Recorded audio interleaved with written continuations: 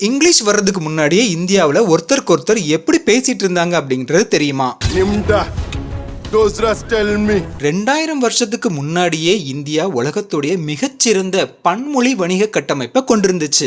Rome, எகிப்து, சீனா அப்படின்னு உலகத்துல நிறைய இடங்கள்ல இருந்து இங்க வணிகர்கள் வந்து குவிஞ்சாங்க. இப்போவே இந்தியாவுல 700க்கு மேற்பட்ட மொழிகள் இருந்துச்சு. சமஸ்கிருதம் போன்ற மொழிகளை ஒரு இணைப்பு மொழியா யூஸ் பண்ணிட்டு இருந்தாங்க.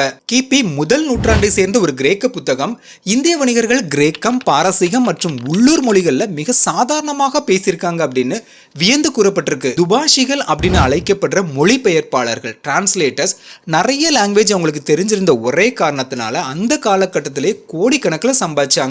உதாரணத்துக்கு தமிழ்நாட்டுல துணியை விற்க ஒரு வங்காள வியாபாரி வராரு. அவர் ஒப்பந்தம் போடுறதுக்கு சான்ஸ்கிரிட்டை யூஸ் பண்ணுதாரு. பேரம் பேச தமிழையும் சைகையே கூட ஒரு மொழியா யூஸ் பண்ணியிருக்காங்க. தேவைப்படும் போது இந்தியாவை ஒருங்கிணைக்க ஆங்கிலம் தேவை அப்படின்னு சொன்னது பொய்.